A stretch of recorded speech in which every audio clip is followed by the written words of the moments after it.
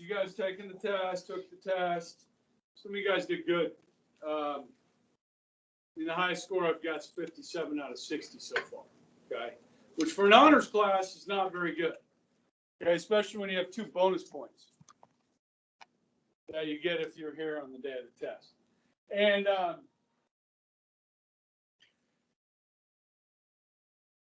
okay, okay. You guys are still taking the test. Okay, raise your hand if you can tell me the dates of the Spanish-American War or the dates of the Mexican War.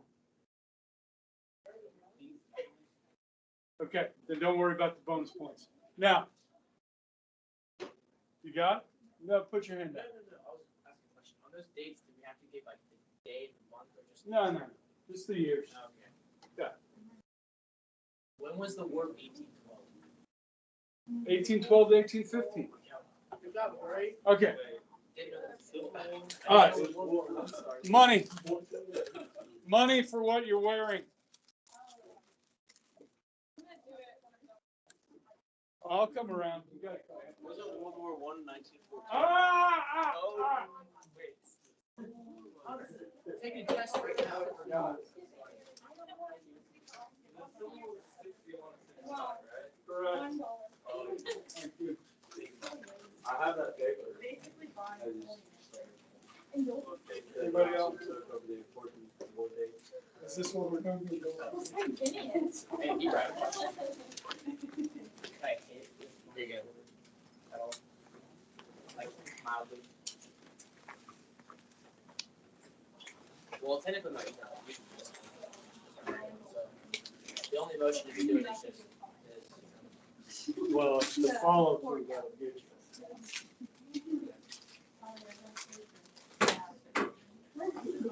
We'll talk later. Okay, hey.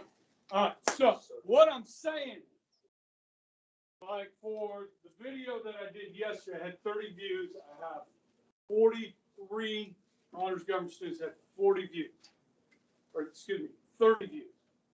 Okay, and like 3 people that came in live. So some of you aren't watching the videos. Okay, look, that's on you. Having it explained to you rather than just looking at the notes can help you remember it. As always, guys, I try and tell you some stories to help you connect back to it and give you relevance to it. All right. I forgot to answer one of the questions. Well, answer the dang question. Okay, so just saying, okay? Now, how many don't have a book yet? You get a freaking book, okay? Read something you're interested in. Oh, I thought you meant that book. No, we're not doing that. I'm good. I'm good. You got a book to read for this class. Brody, you like investing. I do, yeah. Why don't you read a book about what's his name? From Omaha. What's his name? Warren Buffett. Yeah. Read a book about Warren Buffett. Not my type of. Okay. All right, let's go with somebody else. Who you got? Bernie Madoff? Yeah, I mean, I like. That's your kind of guy. I'm more of like a. Yeah, kind of Bernie. Who? I like Bernie. Bernie Sanders? Bernie Madoff. Oh, okay. I was confused there for a minute. Okay. Yeah, no, that's a pyramid. That dude's a cheat. Yeah, Yeah. that was pretty. Read something about economics. Okay, find something interesting. Okay. Enrique, you got a book? You like basketball? Yeah. Don't you, what year did James Naismith write the rules? Was that in the 20th century? Yeah. Or was it 19th century? I have the rules copied.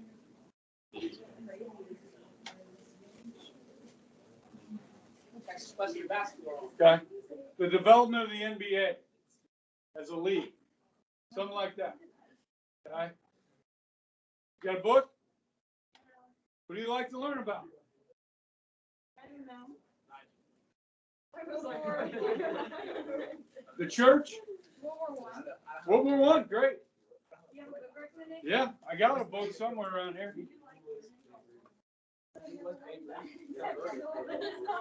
Okay, guys, I'm recording today because I forgot to record second hour, so I gotta get moving.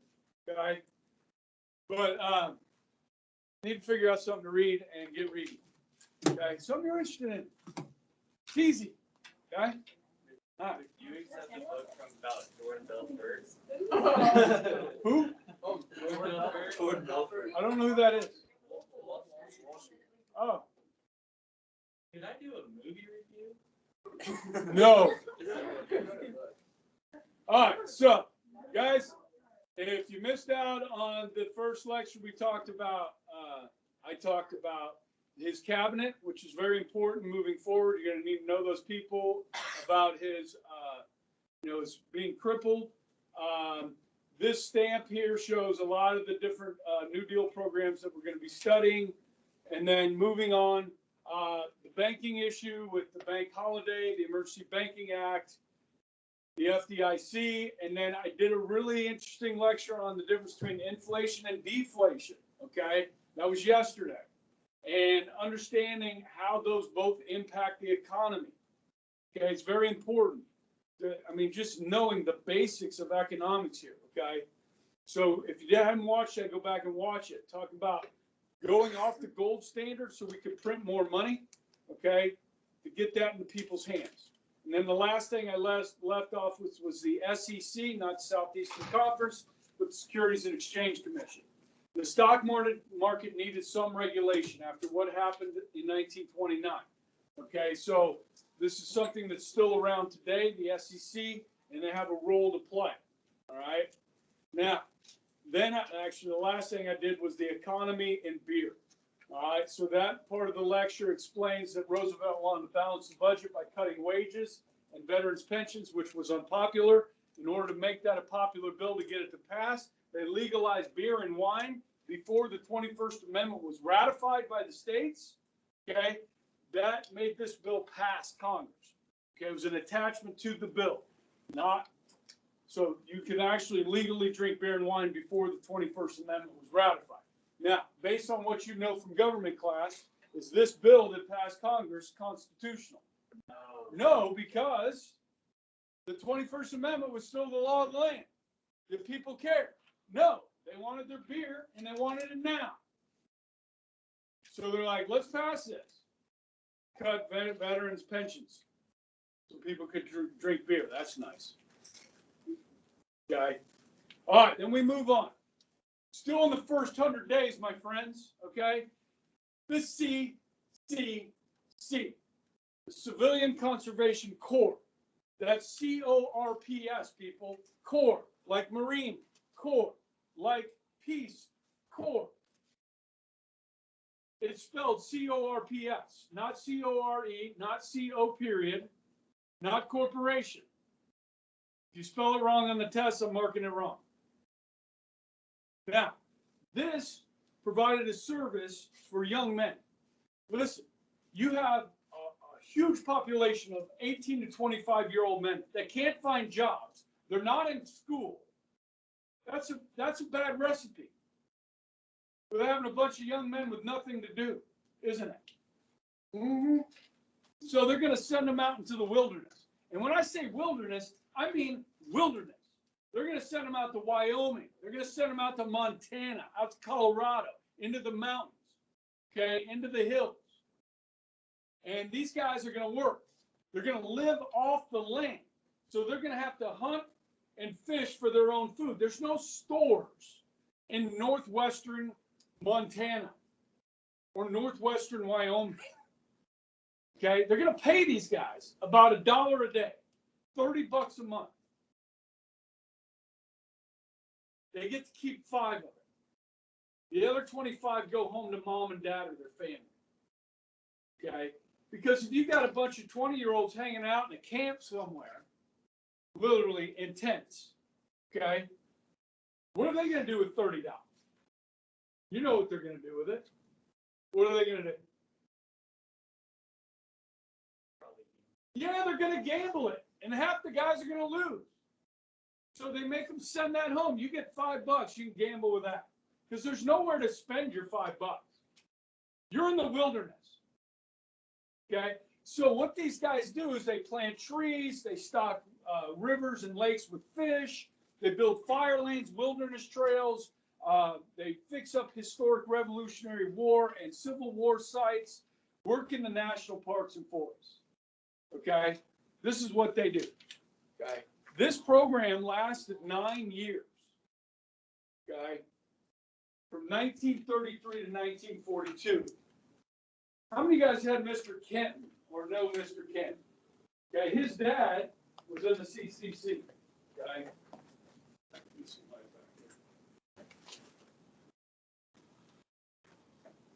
Now, I think this is a pretty neat program. You get all these young hooligans on the streets, right? You know, you get them off the streets, teach them, you know, some life skills, how to survive, you know? And I think this might be a good program for today, especially for like the hooligans we have in this class. You know, get you guys out of the city, out to the country. I'm kidding. But really, our inner cities, right? Where you have high teen unemployment, this might be an interesting program to have. You know? What I'd like to see it is privately funded, like by Bill Gates or somebody like that. Okay? It's telling us, instead of telling us to eat synthetic meat, Bill Gates could put up some money for a program like this. Okay. I don't know if you guys saw that. I'm not eating synthetic meat. Okay? You guys can eat synthetic meat or you can be vegans. I don't care. Watch the news. All right. The CCC. Have any of you guys ever been to any of our national parks? Yeah, you have. Where'd you go? Yellowstone and Wyoming. No? I don't know if it's a national park where I went to South Dakota. Okay, Badlands. Yeah, I went. That's where I was like trying. You guys have been to Colorado? Colorado Rocky Mountain National Park. National Forest there too. Any of you guys been to Yellowstone? Glacier National Park, Yosemite, Grand Canyon?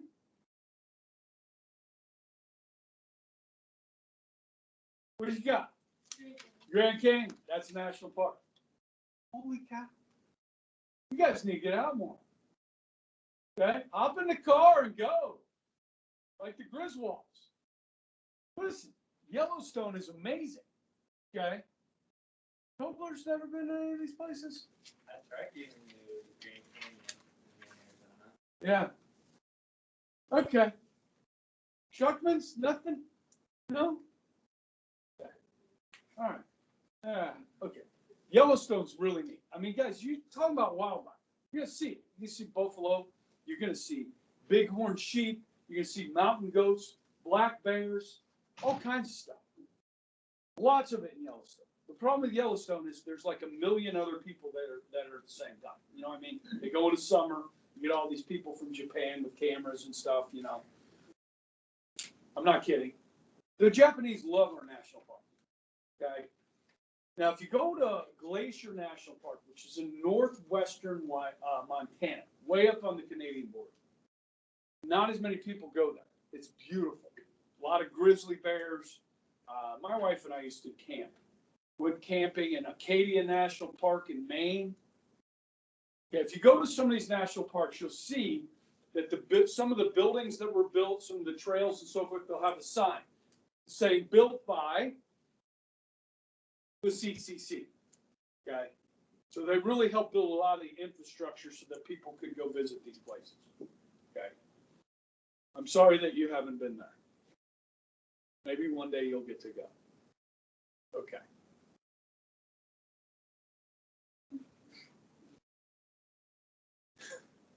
Where do you guys go on vacation? You don't? Florida. Where in Florida? My grandparents both lived there, but then one just moved to Kansas like past year. But Naples and Fort Lauderdale. Everglades National Park down there. Oh, I Everybody. went there. Yeah, there you go. I just didn't know they were national Yes. parks. Gators.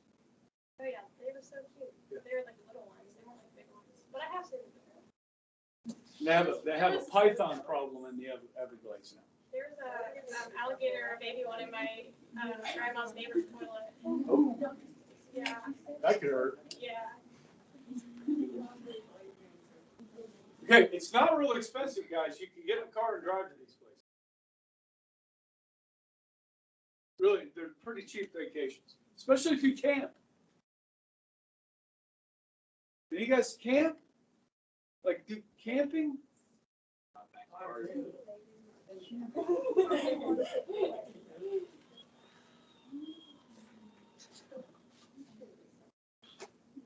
I don't know what to tell you. Okay, well, let's move on then to the TVA, the Tennessee Valley Authority. Now, have you guys heard of a region of the country known as Appalachia? You've heard of the Appalachian Mountains, right? But this region of the United States, okay, you've got North Alabama, Georgia, South Carolina, up into West Virginia, okay, Kentucky, Tennessee. This is one of the most economically depressed regions of the country. The problem is there's not a lot of industry there. It's very mountainous, hilly, mountainous. So there's not a lot of good farming there, and there's not a lot of industry there, which means people are poor. So what the government decided to do with the TVA was start building dams. Now, I know you can't see very well from your seat here, but everywhere you see words here, it's a dam. They're going to build a lot of dams. Okay? And when you build a dam, what do you get? You already had water. What do you get? It can flow. You get a reservoir. Okay? There You it could is. call it a lake, but it's a reservoir if it's a dam, if it's man-made. Okay? You with me? Now, with some of these dams, you can get hydro electricity. Yes? Which is clean. Yes? There's no emissions. Right? Now, if you're of the tree-hugging variety or greenie, if you're a greenie, okay, you may not like these dams because they change the natural ecology of the land. You understand? So if you flood a valley, there's going to be wildlife in there. That's not going to escape. You understand? Their habitat is covered with water. Okay, so some people don't like these, especially in the Great Northwest, which they have a certain kind of fish in the Great Northwest. Salmon. And salmon have to swim which way? Upstream. And if there's a dam in the way, they can't swim through the dam. So this is why you got to build salmon cannon. Salmon chutes that they swim into, and it shoots them up over the dam. Yeah. If you remind me with 5 minutes left, I'll show you the salmon cannon. Okay. Now, when you get a reservoir, what happens to the property values around the reservoir? Actually, the dams help control floods. So they can release water when there's a lot of rain and stuff like that. So the property value, because people like to live near the water or on the water, right? So if you go to Table Rock, like you have all those beautiful houses around it, right? Yeah. Unlike El Dorado Lake, which is, well, yeah. Well, wouldn't they have to pay a lot, like, insurance and stuff? Just in case? Yeah, you have flood insurance and stuff like that. But a lot of those, like if you look at Table Rock, are built up high. And yeah. But what, okay, so now you have a reservoir. What kind of activity are you going to have on that reservoir? Recreation, right? Fishing, boating, skiing, kayaking,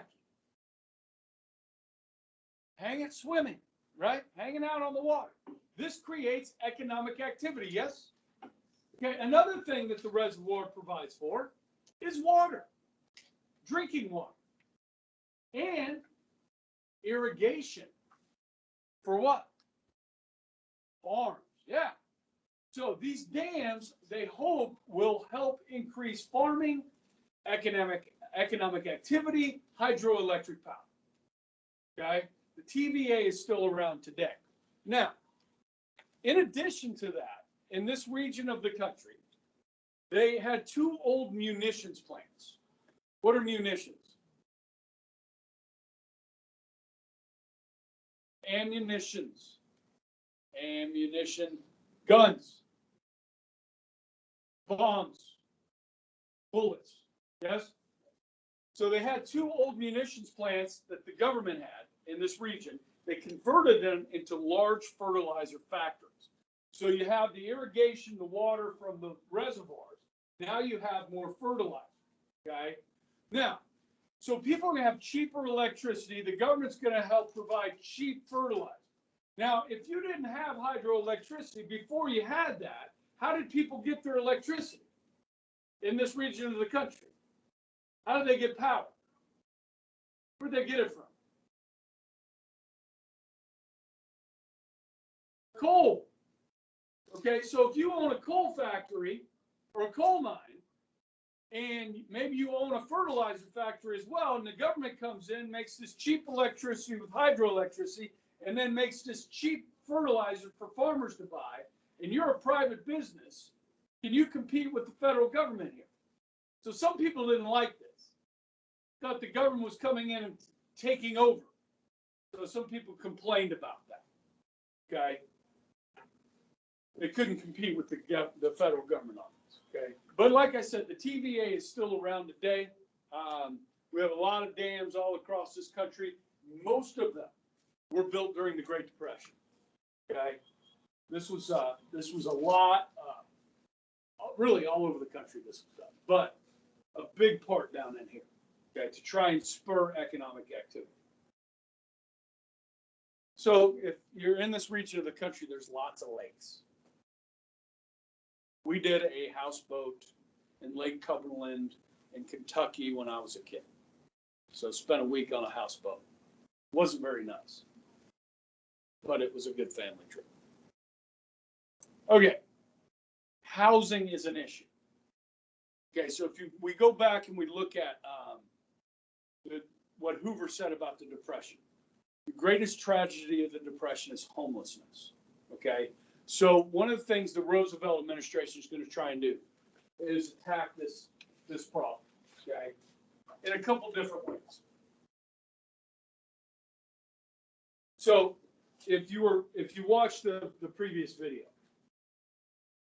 you know that when the government started creating inflation to combat deflation, they printed all this money, went off the gold standard. Okay, how do they get this money into people's hands? Through the banks. So when the Federal Reserve sets interest rates, if they bring interest rates down, then the banks will loan you money at a cheaper clip. Okay, I know, Brody, your dad does. I don't know if he's still doing this, refinances. Okay, so what they did is they issued $20 billion in bonds that people could invest in. And then they used this money to help poor people or people that owned homes that had mortgages to refinance at a lower interest rate. So when you cut your interest rate, guys, you cut your monthly payment. Usually it drops quite a bit. So this will help people that are suffering during the Depression to stay in their homes by refinancing mortgages. Okay. Then the National Housing Act creates the Federal Housing Administration. Okay, this is going to ensure loans given by banks and loan associations. So like the loan association your dad works for, any loans that he gave out would be insured by the federal government. Okay, now this does allow for banks and loan associations to give out bad loans and have coverage from the federal government to back them up. Okay, which can be a bad thing. Okay, but this stabilizes things. Okay, so both your bank account with the FDIC is now insured by the federal government, your private account, and now the loan that you got from the bank is insured by the federal government as well.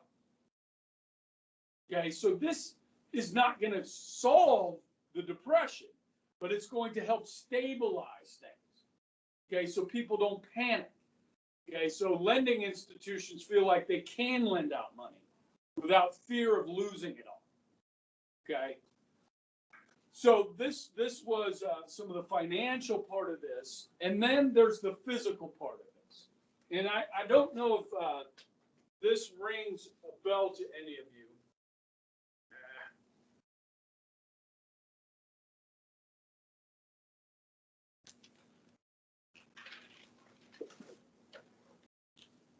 I don't think Mr. Ferris teaches this, but back in around the turn of the century, when the Industrial Revolution really takes off, they built these dumbbell houses. You know, this kind of looks like a dumbbell you lift weights with. Okay, they call them dumbbell houses or apartments. This is an aerial view. Okay, so this is like a courtyard in here. Okay, and then people would string, you know, clothes wire across and dry their clothes and that sort of thing. This is low income housing that were built for areas where they had factories and stuff, where the workers would come and live in these places, and they would get run down. They became the slums. You guys remember learning anything about these dumbbell houses last year? No? Yes? Oh, you do? Okay, good. All right. So anyhow, these became the slums. All right. I don't know if you guys have been down to Oaklawn in Wichita. During World War II, they built a bunch of housing for people to work at the Boeing factory and the other factories that were building planes for World War II. This was supposed to be temporary housing that would last 10 years. There's still people living in this housing, this temporary housing down in Oaklawn. Okay. So what the government decided to do was to tear down these old slums and build new ones. Okay. You've heard of the Glass-Steagall Act.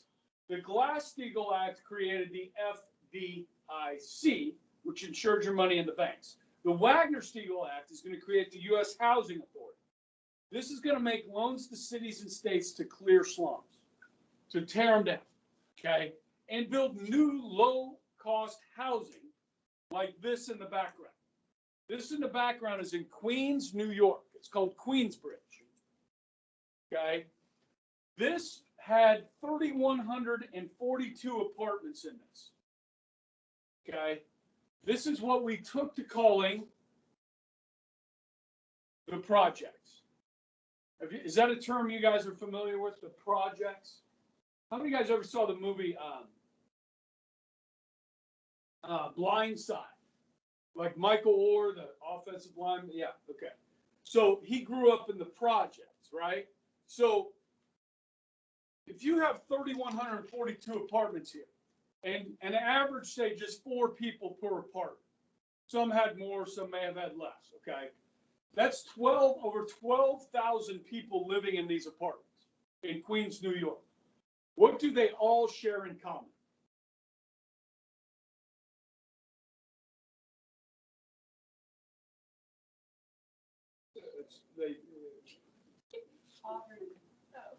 They're all poor. They're all poor. What happens when you put 12,000 poor people in a square block? You know what's going to happen in these projects, right? In the 60s, 70s, and 80s. Yeah, I mean, poverty, crime, drugs, violence, gangs. Okay, this is no place to raise a child, but there are thousands of children living here. You understand? This happens in Chicago at Cabrini Green housing project, Watts in LA, massive housing project. Okay, where all these poor people live together. This does not turn out well. We did not learn from the slums of the turn of the century. We built new ones. When people don't pay full rent on these are subsidized. When people don't own something, they tend not to take very good care of it. Look at the desks you're sitting in. How many of your desks have etchings and markings and holes in them? Now, would you do that to your mother's kitchen table? No, but you don't own these desks. So a lot of people don't care, so they don't take care of them. There used to be a rule at this school, guys. You get a demerit for chewing gum at Bishop Carroll High School. We used to have carpet in here, carpet out there. And the gum would get in the carpet. So in order to avoid a demerit, students would stick their gum under the desk. And so at the end of the year, you turn this over, it would have gum all up in it. Okay?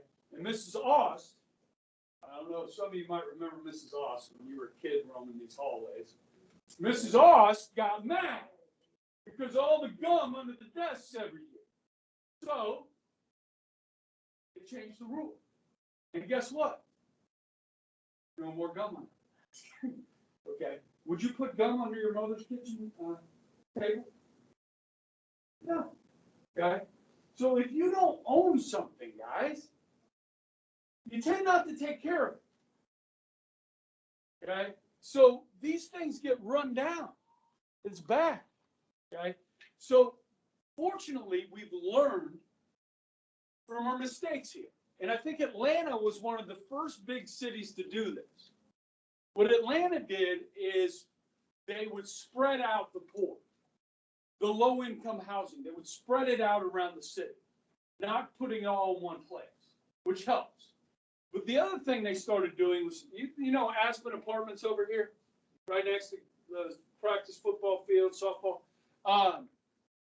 So say there's 500 apartments in Aspen. Okay, what the government will do is they'll buy up, say, 100 of those apartments. And they'll designate them as Section 8 housing. Today we call this Section 8, okay? And they will subsidize the rent for people that qualify based on their income, okay? That way you're thinning out the poor, okay, and not concentrating them. And then, you know, maybe a good thing there is the other 400 people are paying full rent. And they're getting up and going to work and doing what they're supposed to do. And maybe that rubs off on people in a good way. We also have like full-size houses, 3-bedroom houses that are built for Section 8 as well, that people rent. The government pays part of the rent. Okay, the people pay the rest of it. Okay, so we do that all over the country. But this system of building these big apartment complexes like this did not work well. Okay, when I lived in Florida, we used to call it the quarters. And it looked like these red brick ones. Okay, usually they're 1 story. If you see them in Wichita, they're kind of spread out in Wichita. You guys know what I'm talking about in certain parts of the city. Drive around a little bit and see. Okay, so yeah, that's where we get the projects from. Great Depression. Okay. All right. Then there's the AAA. The Agricultural Adjustment Act will create the Agricultural Adjustment Administration. Now, we talked about farmers.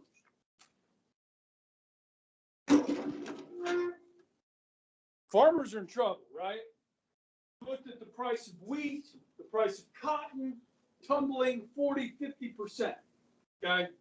So what they're going to try and do is try and raise farm income. And they decided the best way to do that was to reduce farm surpluses. Now, guys, I know we have a dust bowl, okay? But, guys, if you look at every state has farming. And not every state had the dust bowl. We had plenty of food. Okay, it was this part of the country that struggled because of the dust bowl. But there's an abundance of food. Which, when there's an abundance of something, what happens to the price? It goes down. And so farmers are having a hard time selling the products for a profit. So the government says, all right, we're going to reduce surpluses. How are we going to do that? We're going to limit production of wheat, corn, cotton, hogs, tobacco, and milk. We're going to tell farmers, don't plant your crop this year. Tell a farmer not to plant. That's what he does. like, what? Don't worry. We're going to send you a check for not planting. Okay? Now, where are they going to get the money for this check to pay farmers to not plant? We're going to create a new tax, a manufacturing processing tax. So Henry Ford, that manufactures automobiles, is going to get a new tax placed on Ford. Okay? Now, Ford is going to pass that cost onto the consumer by charging more for the cars he sells, because he still needs to make a profit. Okay? Now, constitutionally, guys, taxing one industry to pay another industry not to do something, yeah, it's not going to work. Okay? This will be struck down as unconstitutional. Now, this will raise farm income, for sure. Okay? Now, what do you do about the cows that have already been born and the hogs or pigs that have already been born? Well, they told the cotton farmer, plow up 30% of your crop. You've already planted it, plow it up, kill it. And for the pigs, we don't want them to grow up and become rotund. Because, you know, when they grow up, we use the whole pig, right? Pickled pig's feet, pig snout. What do we do with the ears? Yeah, dog shoes. Okay. What else do we get from the pig? You like pork rinds? What else we got? What do we get from the pig? Bacon. Bacon. What else? Ham. What else? Pork chops. Pork tenderloin.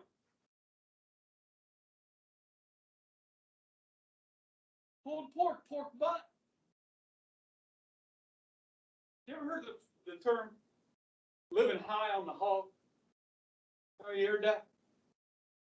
Look, you look at a pig, okay, hog. The higher up on the hog, the more expensive the meat. The lower you are on the pig, the less expensive the meat. So if you're living high on the hog, you're doing well. Does that make sense? Ribs, right? And then whatever's left over, they just sausage. And then whatever's left over from that, hot dogs. And what do they use the pig intestine for? It's for the casing of the sausage. It works really good. I love sausage. So we can't let them grow up. So they are going to slaughter 6 million baby pigs. Have any of you guys ever seen the movie Babe? Babe in the City? That'll do, Pig. That'll do. Love that movie. Yeah. So why didn't they want them to grow? Because they're trying to reduce surpluses. So if they kill them while they're small, you can't use them for anything. Except for dissecting them in high school biology classes. Now, I had a student who had grandparents that owned hogs in Kansas. And the government came and told him he had to kill them. Had to kill them. Okay? And if you don't want to kill them, the government will do it for you. Secretary of Agriculture, Henry A. Wallace, will say this is the only way farmers can earn enough to live. Guess what's going to happen to farm prices? They're going up. Okay? This will work. Farm income will go up 240%. Now, who's struggling? You understand? And they're paying people not to plant. Now, guys, every 10 years in this country today, they pass a farm bill worth hundreds of billions of dollars. In that farm bill includes things like money for food stamps. That's done through the Department of Agriculture, food stamps. Okay? But we subsidize our farmers in this country in a massive way. I don't know if you know this, but very few farmers are independent of the government. most farmers receive some type of subsidy from the government. They've never been independent since. Now, do we have any farm families in here? Okay. You might ask, say, hey, do we receive any subsidies? Okay, any aid from the government on that? Okay, and we do still pay people not to plant on their land in this country. Okay, that's the AAA. And like I said, this will be, the manufacturing processing tax will be declared unconstitutional in 1936. Right.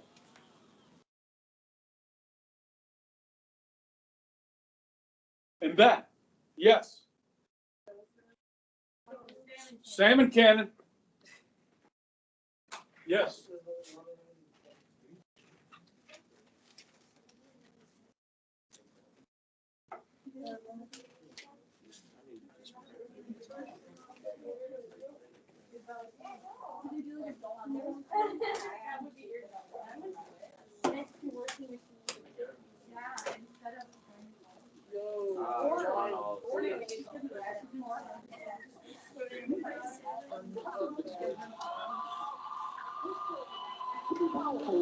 So, who wants to give this puppy a go? Let's see where this salmon ends up. What?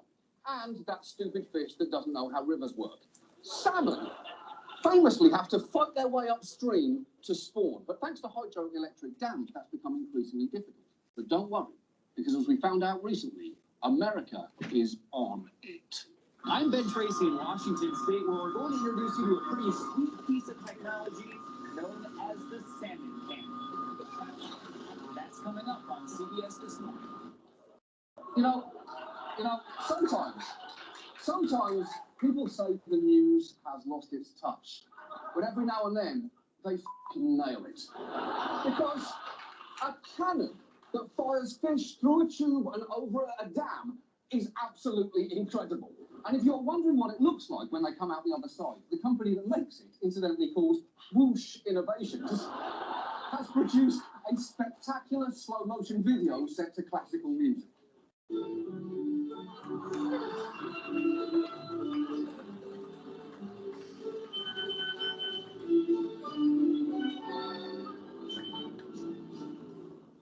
In your darkest moments of despair, when you see a world torn apart by war, I want you to remember that video and think, we can do great things. We can do great things. In fact, let me tell you, we know it works. Let's try firing two fish somewhere else. Thank you, spatulas.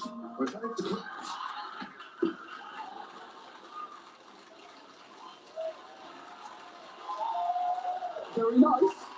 Let's try something a little more difficult. You took my daughter from me. What did you expect? I'm not trying to deny it, but I don't remember. Well, that's convenient. It cost me your love.